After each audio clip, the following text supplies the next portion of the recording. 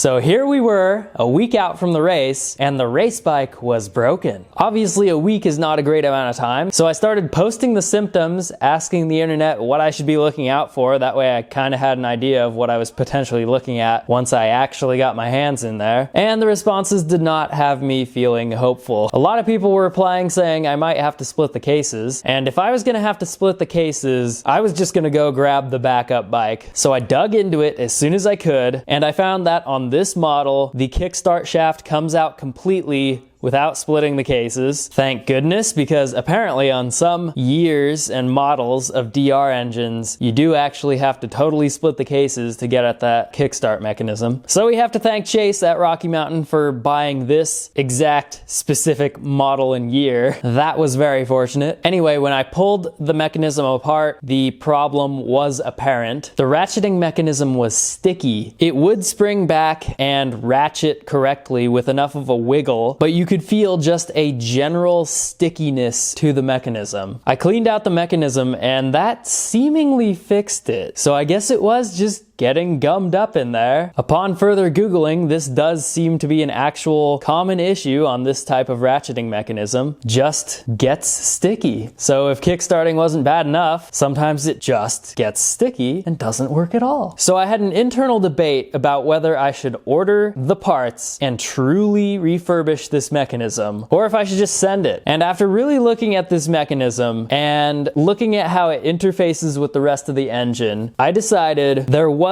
some chance that if it got stuck again, I would be able to maybe unstick it from outside the bike. And if that didn't work, I could just bump start it and do everything in my power to not stall it in the wrong spot. So I just went with it, threw it back together, and it was off to Glen Helen, where we would be racing the 6-hour endurance race in the Ironman class. And this time I wasn't the only one headed to Glen Helen with an old turd bike. At Glen Helen, I met up with Matt, who I had met at an Everride rally back in late 2021. He was aboard an absolute piece of a bike that made the SP500 look very high-end and luxurious. His bike was an old XR500 with JB Weld instead of conversion bearings holding a CR front end on, and a bungee cord holding the shifter shaft into the cases so that it wouldn't come out the side. So it was looking like the SP500 had some stiff competition. Before the race began, all I had to do was put some finishing touches on my bike, and those were the last couple supporter stickers for the bike that I had just printed before I left for Glen Helen, and I had to put my racing numbers on. I couldn't get my electrical tape to stick to the cutting board front number plate, so what I had to do was stick my electrical tape numbers to the back of a notebook, and then I vinyl wrapped that to the cutting board. It looked like I had a notebook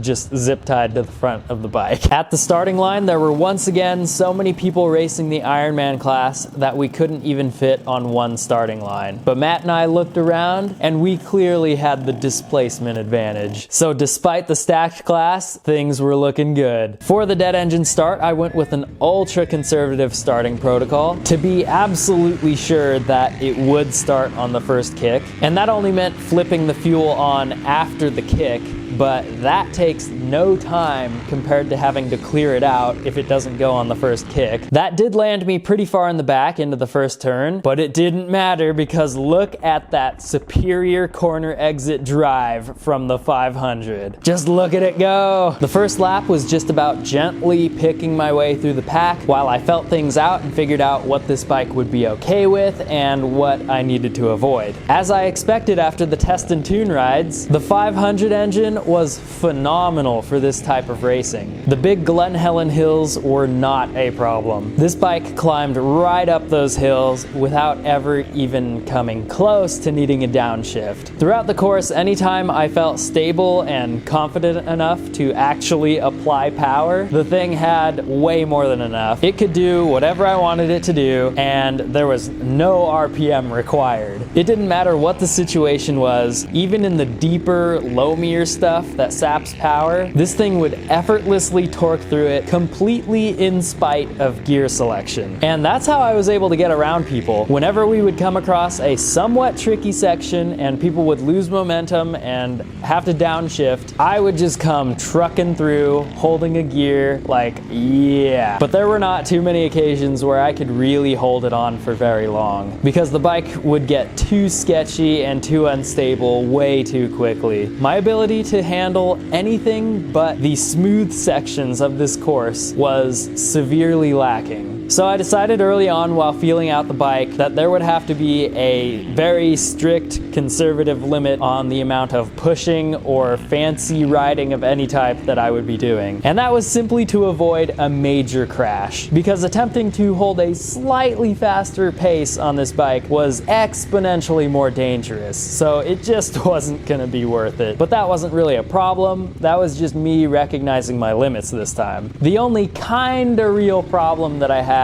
was a severe lack of ground clearance on this bike. I had to be pretty careful to not get my legs ripped off the pegs, and there were a lot of spots that I had to go out of my way to avoid smashing my ankles. So there were definitely sections of the course that I could be found riding with my just legs up off the pegs. Other than that, the Super Pooper was making it around the course in a fashion that I would actually call racing. That's a win right there, because the last time that this bike was out there, it was a disaster. Much to my surprise, I had made it to exactly mid-pack in just that first lap. I didn't know my position at the time, but now that I'm seeing the lap times, I'm just so happy with this bike. Going into this thing, my assessment of this bike was that I probably wouldn't have good lap times at all. So my only hope for a decent position would be to outlast people physically and maybe aim for just shy of a mid-pack finish. And if that's actually how it went, I would have been totally happy with that. But no, instead the SP was freaking tearing it up out there. And physically, I felt top notch. So this was looking good. But of course, there had to be some problems.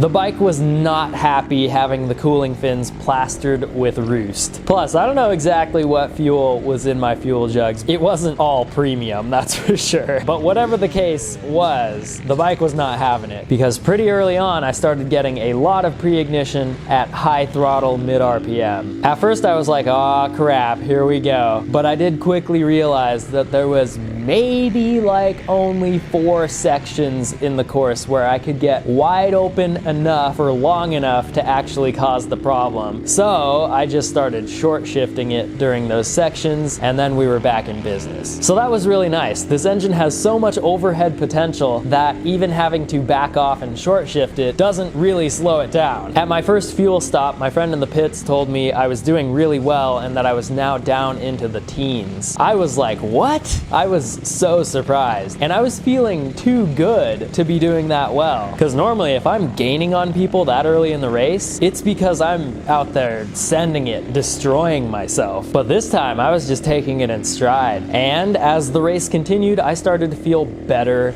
and better as I got more in tune with the bike on that course. And I started getting a really deep appreciation for the 500 engine. It's a game changer to have something that has more than you need, but never does anything too aggressively, unless you're really asking for it. I mostly hovered in the high teens position-wise, but I did steadily work my way to 16th position. And as soon as I got into 16th position, that was the halfway mark for the race. So I stopped in the pits to do some bike maintenance and make sure I wasn't going to melt this engine down. At that time, we swapped out the air filter and replenished the engine oil, which only took about 300 milliliters, which is a pretty small fraction of the engine oil that thing contains. And I was pretty surprised that it only lost 300 milliliters, because when you look at that thing, it appears to leak oil out of every single gasket. And then I continued on racing. The positions at that time were definitely pretty close, so I I lost a good handful during that stop, but I did slowly, steadily make my way back down to 16th. And when I was in 16th again, it was 5 hours into the race, only 1 hour remaining, and I was still pretty much feeling perfectly good. That whole race, I kept waiting to hit a wall of exhaustion, but it just never happened. But something else did happen. I was making my way through this little rocky, muddy section when I heard a sharp metallic ping, followed by a brief grinding noise, followed by a brief clacking noise. So I'm like, oh boy, what was that? And I slowed down to take a quick peek around at the bike and didn't see anything super wrong, and the noise didn't continue, so I was like, meh, whatever, and kept going. Then maybe 10 minutes later, someone yelled flat tire at me. I was like, oh hell no, just no way. I had put expensive ass mousses on this thing, specifically so that I wouldn't have to deal with flat tires. So you can imagine my surprise when someone tells me, hey, flat tire. So I looked back at my rear tire, and the tire was doing a little bit of a run out. So I was like, okay, I must have dinged it on a rock or something, but it didn't feel flat when I would shift it around. So I figured, okay, we'll check it out in the pits, and I just carefully continued going on the course. But as soon as I hit the long pavement section out there, the bike started wobbling so hard that it legit frightened me. I immediately started remembering how when I was building the bike, I decided that one missing spoke in the rear was gonna be okay. Clearly now, it was not okay. So I looked down at the wheel again, and now it was really wobbling, and it was just lightly connected to the hub. So I slowed way down to a crawl and just crawled out very carefully the rest of the lap, because this thing was ready to just fold over and die. But I did make it to the pits. Look at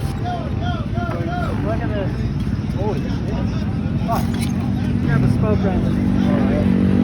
Oh my god. You hit something hard or just getting loose? I'm not sure. It seemed to happen all at once. Is there any remote chance? Oh, what's that man. off of? It's close. I don't know, man. What is it? My YZ 250 1979. I highly doubt it. It looks so close. I though. know. Oh my Wouldn't that be God. nice? Holy. I don't know about this. But it's also loose. It's all loose. Yeah, because the things that are supposed to hold it are gone now. There's one tight one. Hell yeah. You think we can make it on one spoke? Yeah. It has to make it. It just has to make one lap. Yeah. Just to go easy on it. I'm just rolling. Keep it rolling, yeah. Look good out there, man. I felt so good until all of a sudden this is just gone. Yeah. Just leave it. Is this an art project? This dude's expressing himself.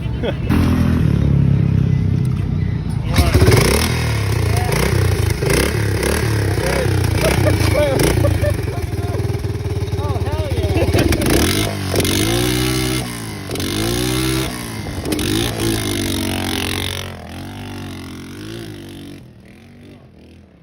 So yeah, spent like 15 minutes in the pits just straightening the rim and then zip tying all the spokes into some semblance of a wheel again. I did lose a couple positions from the time spent in the pits right there, but I was not worried about that at all. I was just thinking, whatever. This thing already had an amazingly good run up until that point. And it was just the funniest thing ever to roll into the pits all wobbly and be like, I think the wheel's coming apart, when I had specifically decided that not rebuilding the rear wheel was the way to go. Not to mention, I was just so happy that I had made it that whole way without having a major issue with my elbow, and on top of that, I actually felt extremely good the whole time. So I did 2 more careful laps to finish out in 18th out of 45.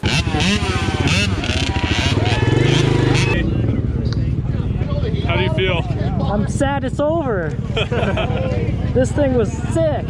I was so content with the bike and with myself. Unlike last time, the bike not only made the hills, it dominated them. And it didn't just survive the event, it made the event massively enjoyable. I honestly wanted to keep racing when it was over, and I have never felt that way after an endurance race. Bravo, SP500. Achievement definitely unlocked. And to imagine it could have done even better if it weren't for the Achilles missing spoke. But the biggest win for me was making it through without having been held back at all by my elbow. The issue is still there and I can definitely still feel it, but I have just made this elbow way, way stronger and more fortified. And I do have to avoid certain movements while riding on the bike, but that's been a major focus every time I go ride. I've just been drilling these adjustments into my head so that it becomes natural, and it seems to be the case that I'm back in business completely and I'm just ready to go find new limits.